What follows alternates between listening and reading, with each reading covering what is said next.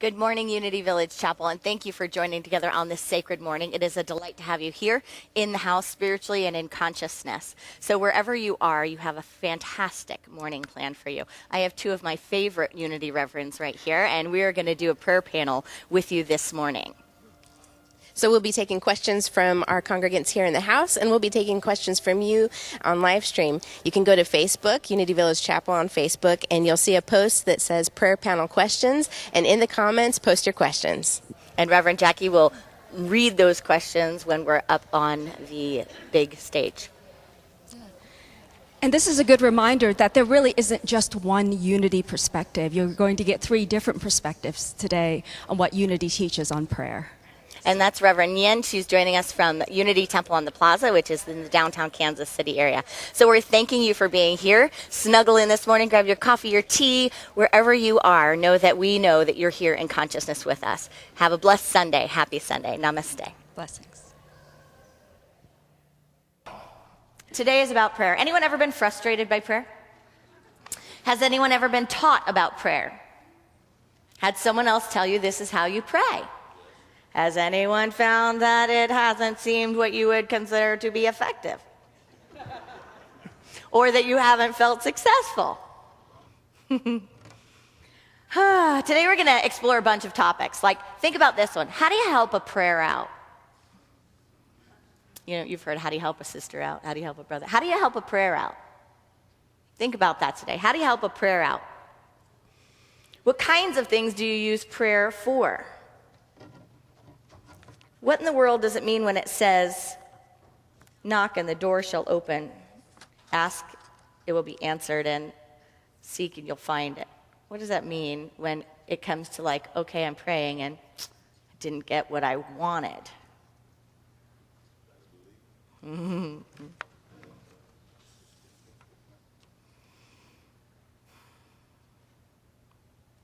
Prayer is not just about, which it can be. So anytime we say something's about something and it's not, right, it can be, right?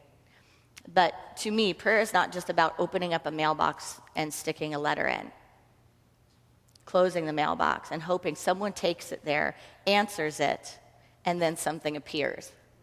Prayer is an interactive, full-body life experience. Prayer is something that I might launch to condition my consciousness, as Unity teaches. Condition my consciousness so that my highest vision, known or, get this, unknown to me, may come into fruition in me, through me, and as me in my life. So that means that it's interactive. That means that it doesn't stop with me. It means that as Charles Fillmore ideated the 12 powers that go along with the chakra system or go along with a lot of world religions principles that we have within us, centers and divine faculties, that I have a center of wisdom. I have a center of strength. I have a center of life. I have these faculties, and when I launch a prayer, it is mine also to step into my divine faculties, to awaken them, so that I am a full-bodied experience of that prayer coming into fruition. Amen? So today we get to adventure, and I'm so glad to have some special guests. But first I want to share with you a couple of my prayers. So I went around the country for about 2 years, and part of this was because I didn't know if I would really ever fit into a church. I thought I grew up Catholic, but I thought of myself as not very churchy. So I thought, I don't know if it's going to work for me, or if I'm going to work for other people. That was really more what it was about. And anyway, what I got right after ministerial school is that if I'm going to talk to people about these principles, I need to be able to I'm not going to share something with someone that I'm not so clear that when I stepped off the ledge, I was lifted up. Right? So it was if I'm going to be sharing this with people, I need to really dive into this. And I also thought too, I'm not going to have this opportunity to see how Unity expresses all the different perspectives per se of how our principles are embodied and expressed in communities. So I was on the road for 2 years, and there was one point when I was on the road where my little dream with one of my classmates was to get an RV and travel around the road. How many women have this dream? I want to live in an RV on the road. It's really been, and I still have RV love. But Anyway, so I didn't, but I had my little Volkswagen Golf, and I asked my dad if I could trade it for his mom van. And so I swapped out the cars, and I took his van on the road. But was always, visioning an RV. Anyway, when I traveled and I did my Texas-Florida run, I was in Texas for quite a bit, and then finally left Texas and headed to Florida. Well, when I got to Florida, the class that was below me, getting ready to graduate, was doing a class trip, and they were going down to do Hurricane Katrina relief. And they called and said, would you come back and join us because we want to have the music, would you come and do music with us? Because we're going to this community that's been devastated by the hurricane, and we're going to be doing all sorts of things to help them out. We're just going to be there and be of service, and we'd love for you to come meet us. Well, at that time, I was...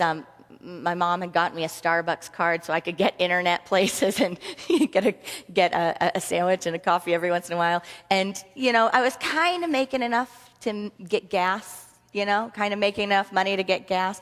Every once in a while I'd have to throw a bone out there and be like, gas, mama?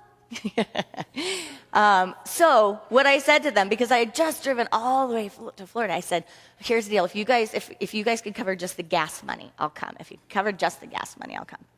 So anyway, I was there. We did amazing work. It was an amazing time, amazing people. And all of a sudden we were sleeping, because the places we had to sleep were, we had the church, and then we had these RVs. And so we're sleeping in these RVs, and I'm there on the cool top bunk. They gave me the bunk that's above the driver's seat, right? The cool one, which probably most people think is claustrophobic. I thought it was the best bed in the house. And so I get that bed, and I am doing my struggling prayer. God, what now? I've been on the road for a while. Do you want me to, stay on the road, or should I, put in applications places? Which should I do? Which should I do? And of course, what happened? Got no answer at all, right? Okay, that's right. Maybe it doesn't work like the mailbox prayer. Maybe that's not working right now. Okay, so what I got back was, what would you like to do, Erin? And then, here it is. Right? What would you like to do? So, and that's a really hard thing to do. That takes a lot of responsibility, doesn't it? It takes a lot of self-accountability to be like, I have to set something forth. I have to dive in enough to discern what I want to do, put it out there, and then the answer is yes. So God is a living yes. God is a living answer, yes. But I did it. And finally, after a long time on the road, I said, I'm going to continue on the road for a bit. And then I remembered my RV prayer, that somehow an RV will just magically drop at my door, right? And then all of a sudden it was like, it's manifest. It already is. I am in the RV. I just have to rearrange my mind around it. My prayer has been answered. I don't own the RV. I don't have to do maintenance on it. I don't have to pay gas for it. I don't have to do any of that. I don't have to be a single woman on the road by myself in a big RV, knowing that I even can't afford it because I'm having a hard time getting gas for the van. But there I am. I'm already there. So I'm sitting there in bed. I have my discernment that okay, it's not about being told the will of God. It's not about you should or should not do this, Erin.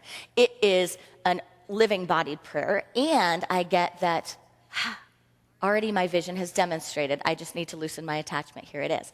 So, very happy moment. I feel it. I feel it as if it's all come into fruition. And I'm like, thank you. Gratitude. The next morning I wake up and I'm talking to the minister who had just come back to town because we gave her relief. So she had been out of town. She comes back and she starts saying to me, what could we do? What could I do? We're having a one-on-one. And she says, what could I do for the ministerial class to appreciate you all for coming out here? Like a pizza party, something when you get back. Is there anything that I could do to say thank you? And I said, brainstormed some ideas, said, yeah, these things would probably be nice. They'd probably appreciate it. I actually just graduated last year. I'm on the road. I'm an ordained minister, and now this is what I'm doing. And And I don't even know how it happened. Somehow she said something about, what could I do for you? And I said, nothing, And anyway, then we kept talking about how I was on the road, and, well, where do you stay, and And she said, I have an extra RV that was donated. We have so many RVs around here. Would you like my RV? Is that something I could do for you? And I was like, whoop-boo! You know? Yes, that would be fabulous. So anyway, the rest of the story is long and complicated, and but demonstrated the RV, got the RV, right? Amen. One of the other things that I did on the road was I sprinkled fairy dust over all the ministries, because when I was starting in ministerial school, I was in my 20s, and everyone else in my class was in their either late 40s, and there were only like one or two of those, maybe three, and then 50s, 60s, 70s, which was cool. My best friends, you know, were in their 50s and 70s, and very cool. And I was praying for this movement that there's got to be some young people out here that are passionate about unity that would step into ministry. So I felt like I was sprinkling fairy dust. So fast forward to my coming here to the village. I've known at Unity we haven't, had a lot of that younger population for a while. Well, what happens with the year that I come to Unity Village Chapel from Montclair? 9 ministerial students graduating within the first little period of time that are exactly in my age range. 9. So I'd like to invite 2 of them on up to the stage.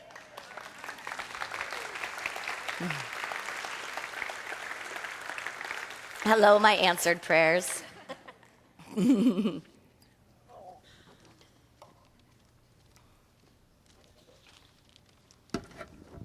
morning. All right. So, Charles Fillmore says this about prayer in the book Revealing Word, which if you don't know the Revealing Word, it's almost like a little dictionary of Fillmore, definitions. He says, prayer is communion between God and man. This communion takes place in the innermost part of man's being. It's the only way to cleanse and perfect the consciousness and thus permanently heal the body. Prayer is the most highly accelerated mind action known. It steps up mental action until man's consciousness synchronizes with Christ's mind, that there's one. Because if you don't know this yet, Christ is the awakened consciousness of all being. It's one name for that awakened consciousness. If you're not Christian, it can be called by any other name or no name at all. It has nothing to do with religion. It is the language, he says, of spirituality. When developed, it makes man master in the realm of creative ideas. Prayer is more than supplication. It is an affirmation of truth that eternally exists, but which has not yet come into consciousness. It comes into consciousness not by supplication, but by affirmation. It comes into consciousness not by supplication, but by affirmation. So did you catch that part where it says synchronizes with Christ's mind? Synchronizes with Christ's mind. So it doesn't say that we get God mind to synchronize with the human condition, right? Or with the ego mind, or with my Christmas list, right? My wishes and my wants. It says that it is my practice to synchronize my being in this Christ mind. So with that, let's hop on into our questions. Shall we take one from our live streamers? Yes. Because it's kind of related to what you were just saying. So I invited our live streamers to comment on Facebook any questions, and we got a couple. And the first one that came in was, as prayer changes my attitude towards the situation, does that attitude change just help me accept the outcome regardless? Or does prayer ever change the situation? Example, disease cells within my own body. This is a great question because it is so easy to get caught up in that mailbox prayer that if I say the right words, if I appeal to God in just the right way, that the outcome will be changed in my favor and to my desire. And as Erin's saying, and as Fillmore said, that the work of prayer is to align our consciousness with the work of the divine. And so in that way, when we release our ego mind, when we release our expected outcome and open to the possibility that there is an unknown outcome, then we relax into the truth of our own being. We settle into our God consciousness, our power faculties, and we allow the outcome then to be God. So that becomes the effect of prayer. And in that process, we are opening to our own creative power. And science now backs this up, that we can, in fact, change our genetic makeup. We can change our cellular activity. And so whatever we can do in consciousness, which is through creative power, we can do in the physical manifestation, in the physical realm. So the answer is yes. We can change through prayer the outcome. And, in my opinion, the answer is that we also align our consciousness in such a way that we do accept the outcome regardless. And so when we get to that place, we have already released into the activity of God expressed in and through us, and we are allowing that outcome to be God. And we are opening to possibly a greater answer than we first sought in the first place. Tag, you're it. Oh, great. Thank you. Yeah, so Wow. I totally concur with what Jackie just shared. To me, this is the basis of the teaching, seek first the kingdom, and all else will be added. You know, here in Unity, we hold that the kingdom is a state of consciousness in which we know our oneness with the divine, in which we know our wholeness, in which we know that all that is God, all that is spirit, all that is divine mind, infinite wisdom, infinite love, all of that is already here present. And when we align our consciousness with that knowing, we live that paradox, that it is only by knowing that everything is perfect and here and available are we going to maximize the potential for that knowing to be manifest in our outer experience. So seek first the kingdom, that consciousness. And when we are in that consciousness, we are not attached to the outcome, but ironically, it is through that the outcome is more likely to occur, that love is more likely to express because we know love as a truth in our hearts. So yeah. Any other questions? I feel like we should bring that down maybe to a little more personal level. Okay. So let's say, the question, the asker gave the example of the physical body. Yeah. And another example that I think we could work with too is relationship. So we often have, if we're experiencing illness, our desired outcome is health and wellness. And if we're having trouble in a relationship, our desired outcome may be peace and love, an experience of love. And so what we're saying is that through the activity of prayer, we are aligning with the truth that we are always in wholeness at the base level, at the fabric of our being. We are always at peace. We are always at love, and we move into that expression of peace, of love, of wellness. And then we release what it looks like. We think it might need to look like a closer relationship with a certain person. We think it might need to look like a greater circle of friends, or we think it might need to look like a pain-free body. But what we open to is that it may look like living in a new way with pain, opening to seeking a second opinion, having that surgery or not having that surgery. It may be seeking all that we want in a relationship, but knowing that it's not going to happen with that person. Or knowing that we have to change our own expression to be that presence of peace and love in a new way. Yeah. So a little more. Yeah.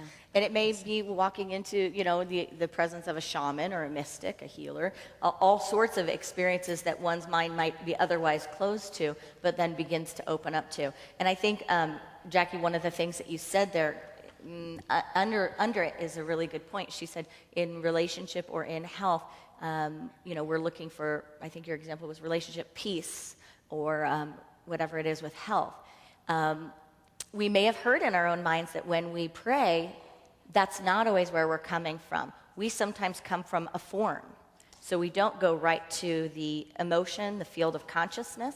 And so that's a big key, and that's a big point, is that if we go instead to the field of consciousness that we are looking to experience, to bring in, to demonstrate, rather than if it's relationship, I want this person to change, or I want myself to change so that this is perfect. Whatever it is, see how we put these forms on it? Rather than saying, what I want is peace, and then get ready, because when you launch that prayer, we may or we may not get it in the form that we want. But if we stay connected to the highest consciousness or the deepest consciousness, however you want to look at it, then we will find that we are walked on that path. We are actually moved along that path to that fruition. But if we hold on to, and we've all had people pray with us, right, in ways, or prayed for ourselves in ways that it's like, almost like a little kid prayer. I want the red truck, and I want it under the tree on Christmas morning. And it needs to have 5 doors and a little tiny fireman and blah, blah, blah, blah, blah. Right? That is a prayer that may lead in disappointment, may end in disappointment. But if you look at what is beneath that, like what am I wanting to feel? I am wanting to feel that magic of life. I am wanting to feel centered in my core, in my soul, in my being. That is a good point. And you went straight to that. And it's also very common to pray for forms. Pray for forms. And there's nothing wrong with that. But if we do it, I would hold it with an open hand of this or something better, and then infuse in there the deeper consciousness of what the soul is really desiring. And that goes back to what Nhien said about the kingdom of God. Always prayer is about the kingdom of God, or the queendom of God, or however you want to say it, the consciousness of heaven consciousness, the consciousness of the allness that is available, which is pure life, pure intelligence, pure substance. So that is the what I think of the highest form of prayer. And then all these other things shall be added. Since Jackie called me out on this, I will share a personal example. Just to take it a little bit deeper. So in the year 2008, for the bulk of my life, I struggled immensely in the area of romantic relationships. You know, it just seemed like I was dating the wrong people, you know, and I just couldn't, I felt like that area of my life just wasn't working. And I remember just really wanting a loving romantic relationship with tremendous mutuality and solidity. And some of you know my husband Victor. He's like a fountain of love, and he's an amazing human being. But back then, having even like a moderately healthy relationship was a far stretch for me. But I remember learning these unity teachings at that time, and it struck me how I was coming from a place of want and of lack in relationship. So I wanted relationship, but I wasn't in the consciousness of having that sense of love in my life.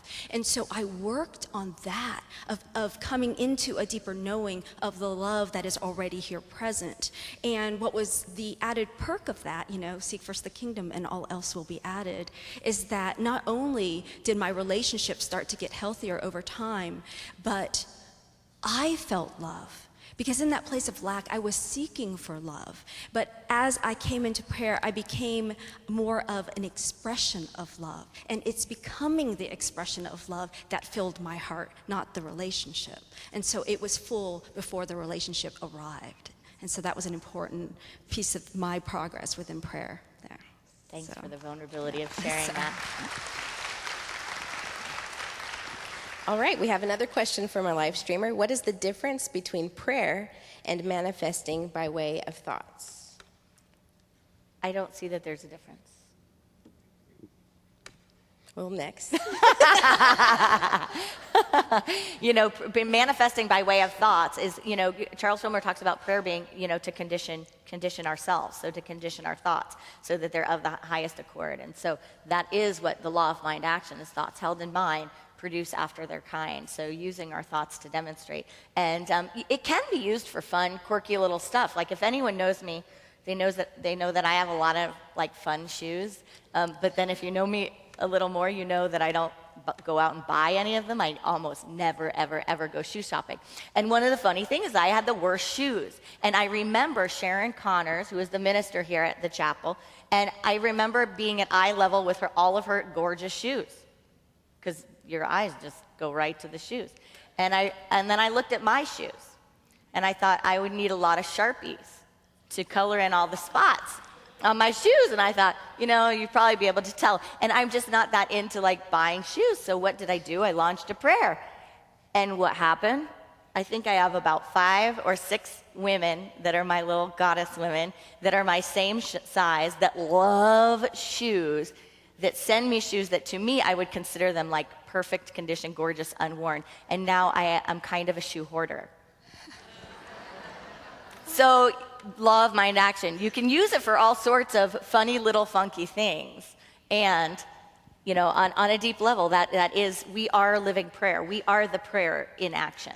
And I would say that I think that prayer can be used to shift our thoughts, especially if you are if you're battling your own thoughts.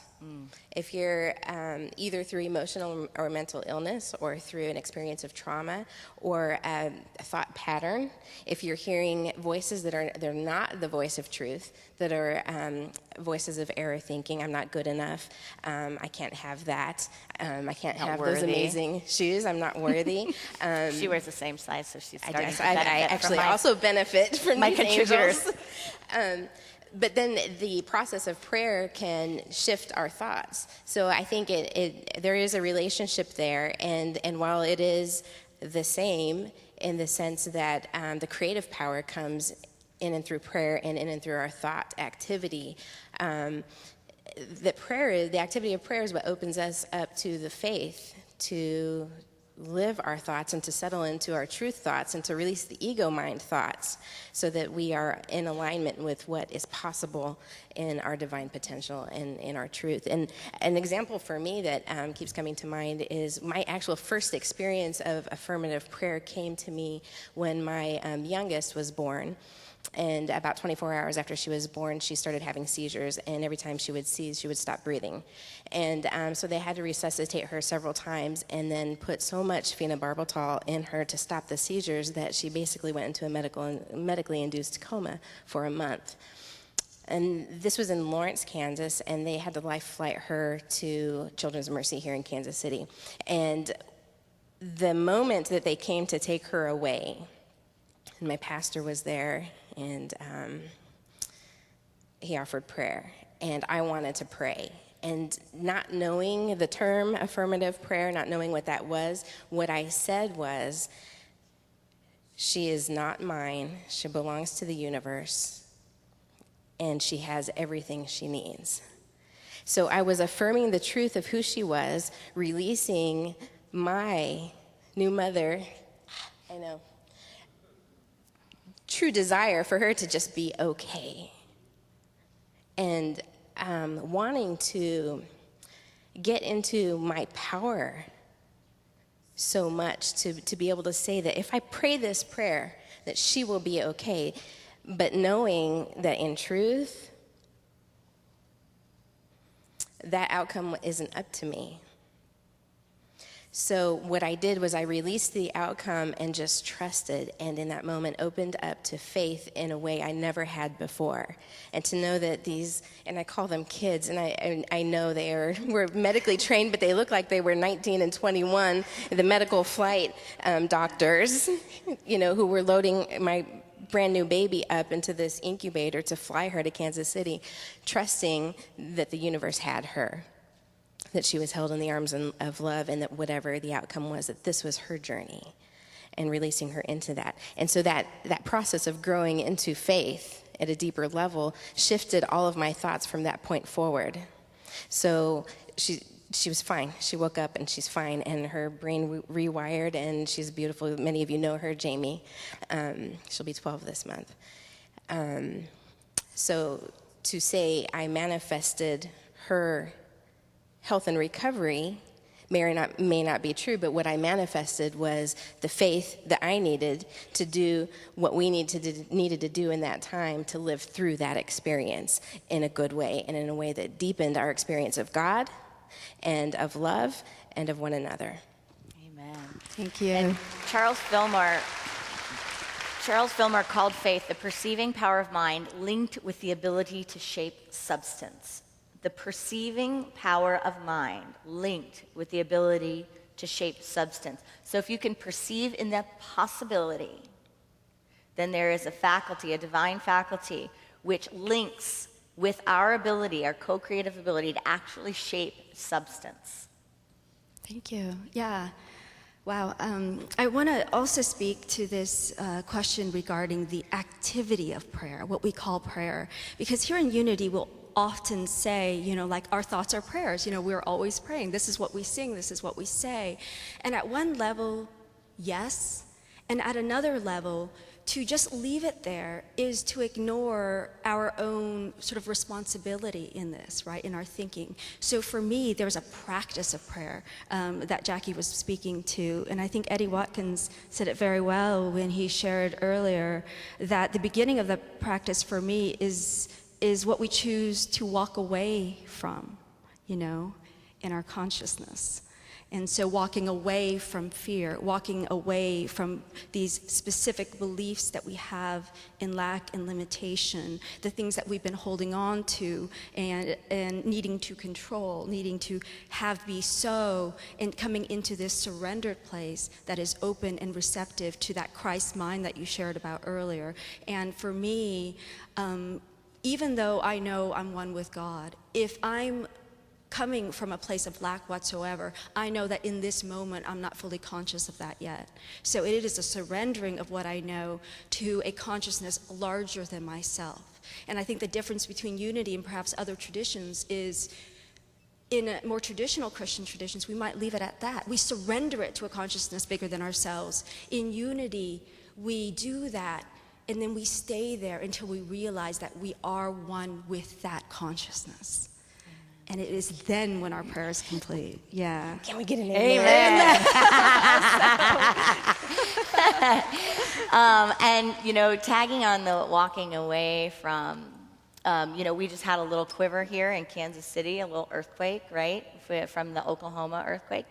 And one of the first things I heard people talking about was that it's linked to fracking, that there's fracking going on in Oklahoma, and this was, a big one, and it's tied in there.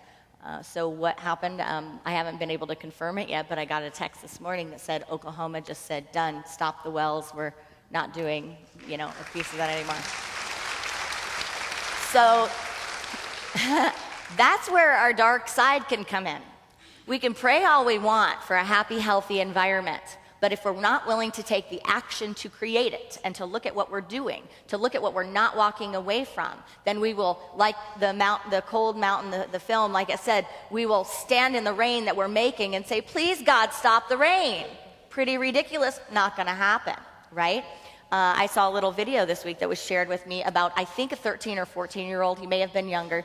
But anyway, they did this little check to just put things against each other and to just show. So he went into a shop and tried to buy cigarettes, and they carded him, or maybe even didn't card him, and said, forget it, kid, you're not getting those. And then he went into another one and tried to buy alcohol. And I think then he went into another one and tried to get porn. All of those he got rejected from. And then he went to a gun show and picked up a gun, and in 2 minutes walked out of there with a weapon.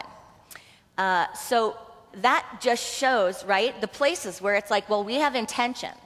We have intentions. We say that we protect our kids. We say that we want a safe and peaceful environment.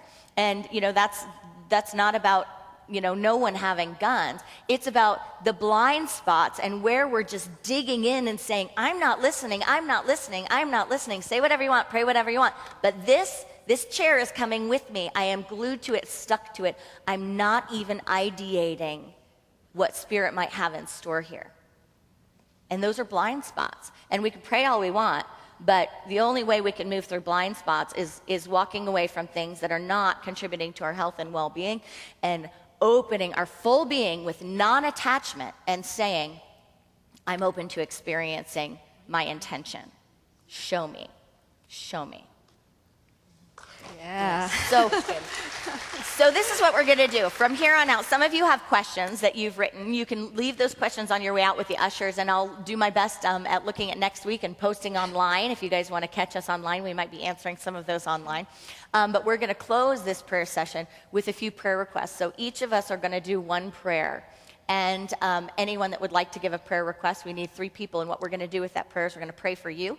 And then we're going to expand that, whatever the consciousness of that prayer is, we're going to expand it out for anyone who has that same theme of prayer request. So you got to be a courageous soul, but whoever would like to share their prayer, come on up.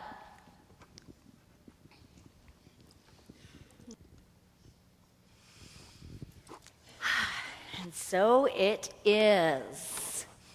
If you have come here new to affirmative prayer, just remember this, the statement, I am knowing that. Anytime there is a prayer on your own heart or someone asks you to pray for them, go to the I am knowing. I am knowing that wisdom is in you. I am knowing that the universe loves you, supports you, and wants you to thrive. I am knowing. And then you go to the highest consciousness, the highest thought. I am knowing, and the principle. Amen? I want to really thank Reverend Nhien, Reverend Jacquie for being here. I want to thank you all for your questions. They will not go unanswered. And I want to thank our live streamers for participating in this consciousness today.